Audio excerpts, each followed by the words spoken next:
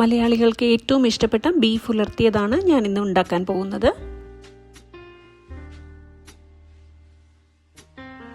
അതിനായി ഏകദേശം 2 kilo beef ചെറിയ കഷ്ണങ്ങളായി അരിഞ്ഞ് കഴുകി വൃത്തിയാക്കി എടുത്തിട്ടുണ്ട്. അതിലേക്ക് ഒരു 1.5 ടീസ്പൂൺ ഉപ്പ് ഇട്ട് കൊടുക്കുന്നുണ്ട്. 1/2 ടീസ്പൂൺ മഞ്ഞൾപ്പൊടി ചേർത്ത് കൊടുക്കാം. ഇതിലേക്ക് 2 ടീസ്പൂൺ കാശ്മീരി ചില്ലി പൗഡറും കൂടെ ചേർത്ത് കൊടുക്കാം. 2 ടീസ്പൂൺ വിനാഗിരി ചേർത്ത് കൊടുക്കുന്നുണ്ട്. വിനാഗിരി ഇഷ്ടമില്ലാത്തവർക്ക് ഒരു ചെറുനാരങ്ങ നീര് ചേർത്ത് കൊടുത്താലും മതിയാകും. ഇതിലേക്ക് അരിഞ്ഞു വെച്ചിരിക്കുന്ന മീഡിയം സൈസിലുള്ള ഒരു സവാളയും കൂടെ ചേർത്ത് കൊടുക്കുന്നുണ്ട്. ഇതിലേക്ക് 3 വെളുത്തുള്ളി ചെറുതായി അരിഞ്ഞതും 1/2 ഇഞ്ച് വലുപ്പത്തിലുള്ള ഇഞ്ചി ചെറുതായി അരിഞ്ഞതും ഒരു പച്ചമുളക് ചെറുതായി അരിഞ്ഞതും കൂടെ ഇട്ട് കൊടുക്കുന്നുണ്ട്. ഇവയെല്ലാം നന്നായി ഒന്ന് മിക്സ് ചെയ്ത് ഒരു 15 മിനിറ്റ് മാരിനേഷനായി വെക്കാം. 15 മിനിറ്റിന് ശേഷം മാരിനേറ്റ് ചെയ്ത് വെച്ചിരിക്കുന്ന ബീഫ് ഒരു കുക്കറിലേക്ക് ഇട്ട് അതിലേക്ക് ഒരല്പം കറിവേപ്പിലയും 1/2 ഗ്ലാസ് വെള്ളവും കൂടെ ഒഴിച്ചു കൊടുക്കാം. അതിലേക്ക് ഒരു 2 ടീസ്പൂൺ വെളിച്ചെണ്ണയും കൂടെ ഒഴിച്ചു കൊടുത്ത് നമുക്കൊന്ന് കുക്കറിൽ വേവിച്ചെടുക്കാം. ഞാനിവിടെ എടുത്തിരിക്കുന്നത് ഇളം ബീഫ് ആയതുകൊണ്ട് തന്നെ ഒരു 3 വിസിലാണ് വെക്കുന്നത്. നിങ്ങൾ എടുത്തിരിക്കുന്ന ബീഫിൻ്റെ മൂപ്പ് അനുസരിച്ചാണ് വിസിൽ വെക്കേണ്ടത്. ഒരു മിക്സിയുടെ ജാറിലേക്ക് 5 പിരിയൻ മുളക്, 5 വറ്റൽ മുളക്, വലിയ വെളുത്തുള്ളി ഒരു 7 കഷ്ണം, 1 ഇഞ്ച് വലുപ്പത്തിലുള്ള ഇഞ്ചി ചെറുതായി അരിഞ്ഞത്, 1.5 ടീസ്പൂൺ പെരിഞ്ചീരകം, ഇത്രയും ഇട്ട് നന്നായി ചതച്ചെടുക്കാം. ഒട്ടും വെള്ളം ചേർക്കാതെ വേണം ചതച്ചെടുക്കാൻ. ഗ്യാസിലേക്ക് ഒരു കടായി വെച്ച് അതിലേക്ക് അരമുറി നാളികേരം ചുരണ്ടിയതിട്ട് ഒന്ന് വറുത്തെടുക്കണം. നാളികേരത്തിലേക്ക് ഒരു 4-5 ചുവന്നുള്ളിയും ഒരു 2 ടീസ്പൂൺ കുരുമുളകും കൂടെ ഇട്ട് വേണം മൂപ്പിച്ചെടുക്കാൻ. നാളികേരം മൂത്ത് കളർ ഒരു ഗോൾഡൻ ബ്രൗൺ ആവുമ്പോഴേക്കും അതിലേക്ക് കറിക്ക് വേണ്ടുന്ന പൊടികൾ നമുക്ക് ചേർത്ത് കൊടുക്കാം.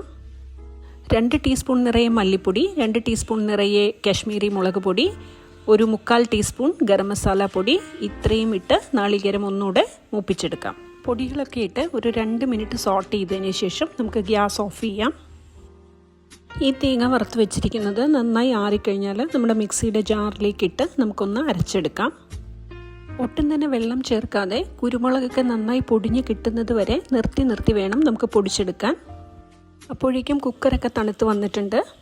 ബീഫ് വേവുമ്പോൾ ബീഫിൽ നിന്ന് കുറച്ച് വെള്ളമൊക്കെ ഇറങ്ങി വന്നിട്ടുണ്ടാവും. കുക്കർ ഒന്ന് ഗ്യാസിലേക്ക് വെച്ച് അതൊന്ന് നമുക്കൊന്ന് വറ്റിച്ചെടുക്കണം. ബീഫ് കുക്കറിൽ വേവിക്കുമ്പോൾ നമുക്കൊരു 1/4 വേവിൽ വെന്ത് കിട്ടിയാൽ മതിയാകും. ബാക്കി മസാലയും തേങ്ങയും ഒക്കെ ഇട്ട് ബീഫ് വഴറ്റി വരുമ്പോൾ പാകത്തിന് വെന്ത് കിട്ടും. ബീഫിൻ്റെ വെള്ളം വറ്റി വരുമ്പോഴേക്കും ഗ്യാസിലേക്ക് മറ്റൊരു പാൻ വെച്ച് അതിലേക്ക് ഒരു 3 ടീസ്പൂൺ വെളിച്ചെണ്ണ ഒഴിച്ചു കൊടുക്കാം. വെളിച്ചെണ്ണ ചൂടായി വരുമ്പോൾ അതിലേക്ക് ഒരു 1/2 ടീസ്പൂൺ പെരിഞ്ചീരകവും 2 വറ്റൽമുളക് മുറിച്ചതും കുറച്ച് കറിവേപ്പിലയും കൂടെ ഇട്ട് കൊടുക്കാം. അതിലേക്ക് ഒരു പിടി തേങ്ങാ കൊത്തും കൂടെ ഇട്ട് കൊടുക്കാം. 2 മിനിറ്റ് ഒന്ന് സോട്ട് ചെയ്ത് അതിലേക്ക് മീഡിയം സൈസിലുള്ള 3 സവാള ചെറുതായി അരിഞ്ഞതും കൂടെ ഇട്ട് കൊടുക്കാം. സവാള വാടി വരുമ്പോൾ അതിലേക്ക് മസാലയ്ക്ക് വേണ്ടുന്ന ഉപ്പ് നമുക്ക് ആഡ് ചെയ്ത് കൊടുക്കാം. ഓൾറെഡി നമ്മൾ മാരിനേറ്റ് ചെയ്യുമ്പോൾ ബീഫിൽ ഉപ്പ് ഇട്ടിട്ടുണ്ട്. അപ്പോൾ അത് നോക്കി വേണം നമ്മളിവിടെ ഉപ്പ് ചേർത്ത് കൊടുക്കാൻ. ഇതിലേക്ക് വറ്റൽമുളക്, വെളുത്തുള്ളി, ഇഞ്ചി എന്നിവ ചതച്ച മിക്സും കൂടെ ആഡ് ചെയ്ത് കൊടുക്കാം. 1-2 മിനിറ്റ് സോട്ട് ചെയ്ത് വെളുത്തുള്ളിയുടെയും ഇഞ്ചിയുടെയും ആ പച്ചമണമൊക്കെ ഒന്ന് മാറി വരുമ്പോൾ നമ്മൾ വേവിച്ച് വെച്ചിരിക്കുന്ന ബീഫ് ഇതിലേക്ക് ആഡ് ചെയ്ത് കൊടുക്കാം.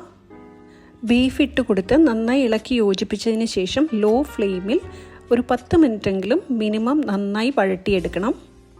അതിനുശേഷം വറുത്ത് പൊടിച്ചു വെച്ചിരിക്കുന്ന നാളികേരവും മസാലയും കൂടെയുള്ള കൂട്ട് ഇതിലേക്ക് ഇട്ട് കൊടുക്കാം. വീണ്ടും നമ്മൾ ഒരു 10-15 മിനിറ്റെങ്കിലും ലോ ഫ്ലെയിമിൽ വിട്ട് ഇടയ്ക്കിടയ്ക്ക് ഇളക്കി ബീഫ് നന്നായി വഴട്ടിയെടുക്കണം. എത്രത്തോളം ബീഫ് വഴട്ടിയെടുക്കാൻ നമുക്ക് ക്ഷമയുണ്ടോ അത്രത്തോളം തന്നെ ബീഫിന് രുചി കൂടും.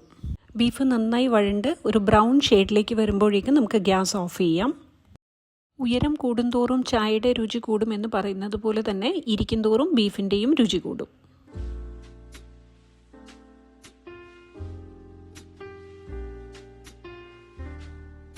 അപ്പോൾ ഇതെല്ലാവരും ട്രൈ ചെയ്ത് നോക്കി ഇഷ്ടപ്പെട്ടെങ്കിൽ അഭിപ്രായങ്ങൾ അറിയിക്കണേ.